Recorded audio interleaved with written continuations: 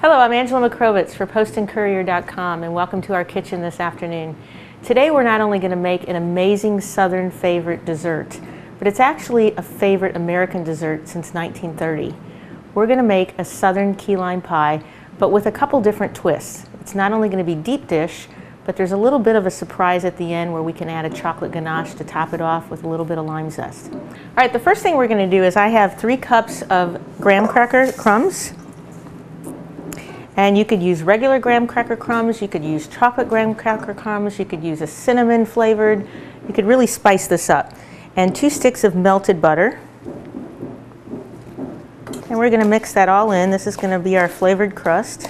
The amount I have right now is significant to put in not only the bottom of a springform pan, but it allows you to bring up on the sides. It's sort of an artisan crust. Then I've taken a springform pan. This is probably about a 9-inch, 10-inch pan will work as well, or an 8-inch pan. I've lined it with foil, I've sprayed it, and I'm going to take some of the graham crackers and put them on the bottom. Okay.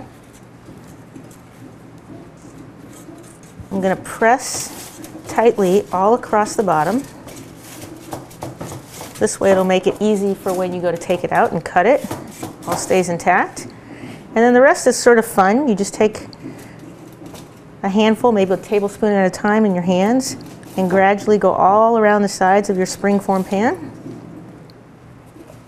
Interestingly enough, this recipe was developed out of the Florida Keys, and we're not really sure who invented the recipe, but the one thing we know about the key lime, which is different than the majority of limes in the United States, is that although it doesn't look as pretty, it is very aromatic, very flavorful.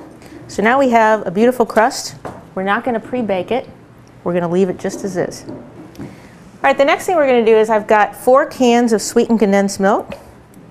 You could use 5 cans of sweetened condensed milk and it will still fit the same pan. It'll just be a little bit more deeper in terms of your deep dish key lime pie.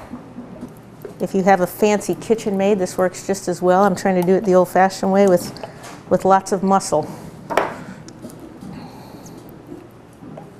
Then I have 1 cup of key lime juice.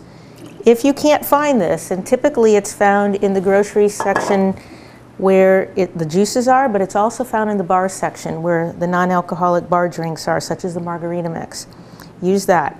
If you can't use that or you can't find it, lemon juice will work just as well, or regular lime juice, but you're really going to get the effect of the key limes if you use the key lime juice.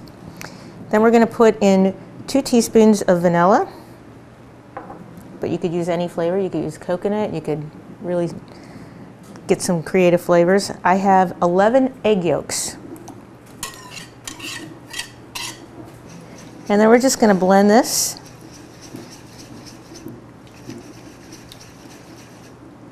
Now the fun part about this recipe is you could really have some fun. I've made it with strawberries, added some strawberries to it, put some coconut in, coconut flavoring.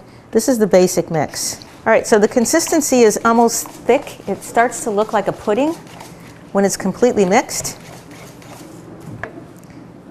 We're going to pour that in our beautiful crust. All right, at this point you could actually zest a lime on if you want and it will bake right into the top, or you could leave it as such, put it on a baking pan. We're going to bake this at 350 degrees for only 20 to 30 minutes depending on how hot your oven is. Once it comes out of the oven, we're going to let that cool for at least 4 hours, and then you're going to have a beautiful cut. Today we're going to top ours with chocolate ganache, which I'll show you in a minute.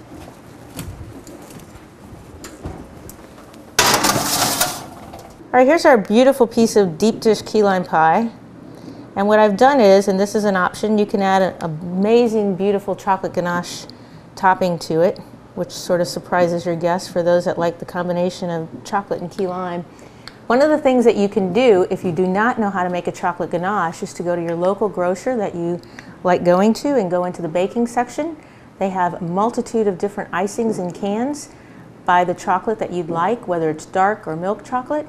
Microwave it for 45 seconds and you've got an amazing ganache. On behalf of postandcourier.com, thank you for joining us in our kitchen today. My name is Angela McCrovitz.